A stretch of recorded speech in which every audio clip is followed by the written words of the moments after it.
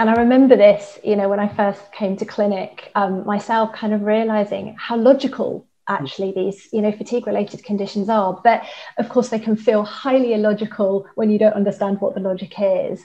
And actually, I think our frameworks really help people to be able to piece together what exactly is going on for them.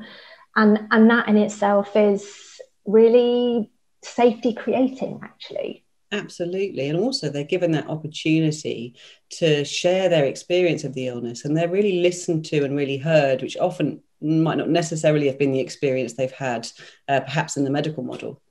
Yeah. I mean, I think, we get it in clinic, and I think that is often what people feed back to us, at the end of the 90-day program.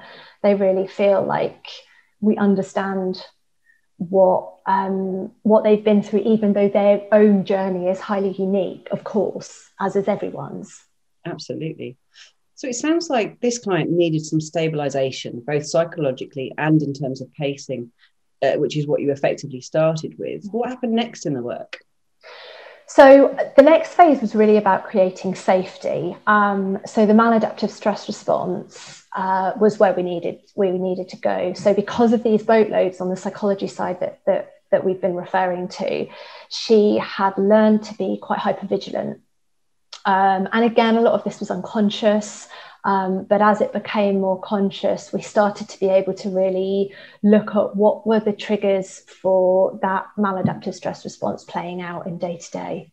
I wonder, before we go on, if you can just say a bit more about the maladaptive stress response so people know what we're talking about.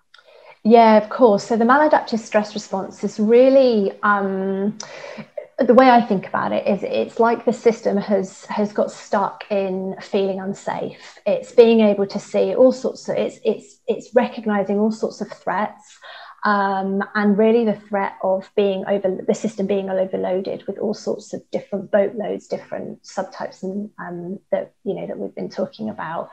And actually, as a result of being overloaded, the system then starts to react to the very symptoms that are being generated to try and tell the body, trying to tell us that the system is overloaded in the first place. So it's really the reaction to being poorly. And of course, being poorly is really the reaction to being overloaded. That makes complete sense. Thank you. So that's what we were really working with. We were looking at trauma that was being triggered in the day-to-day. So a huge factor for this client was being out of her comfort zone when when change occurred, when she was surprised. So her system would go into kind of huge stress as a result of that, and then all her symptoms would come up, and then as a result of the symptoms coming up, there would be more stress. So it was a kind of complex layer, if you like, that we were working with. We used a lot of EFT. So emotional freedom technique is a acupuncture-based tool, acupuncture without the needles, effectively. So it's really easy to do at home. You tap on particular points on your face and your body, while using words that help your brain to focus on the problem, if you like.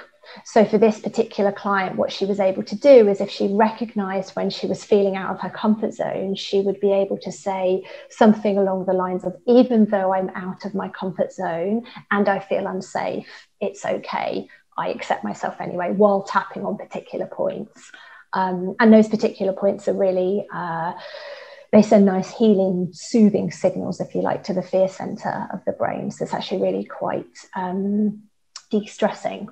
The emotional freedom technique really allowed us in session, of course, but her in her day-to-day, to be able to do something with these triggers that she recognized during the day. We also used a number of sensory anchors, which all that really means is an ability to come back to the present. So if something gets triggered, often it's like the past infiltrates the present, if you like. And so suddenly that person unconsciously feels like, or the system feels like, I'm now in danger because something that I'm seeing in the present is very similar to something I'm seeing in the past. And actually sensory anchors help remind us, today is the 29th of March, 2021, as opposed to the 29th of March 2017, for example. So over time, what this did is it started to help her to slow down into a calmer and more embodied space, because her body, was a lot less symptom filled, and she was a lot less frightened as a result of all of the symptoms. This then helped her to see any triggers of past trauma that were present and soothe herself more in the moment. So what it started to do was effectively go from a kind of general, my body is just stressed all of the time and freaking out at everything, to a much, much more honed approach of generalized, calmer space, reduced symptoms, and as a result, being able to pick up when her body was identifying unique threats, if you like.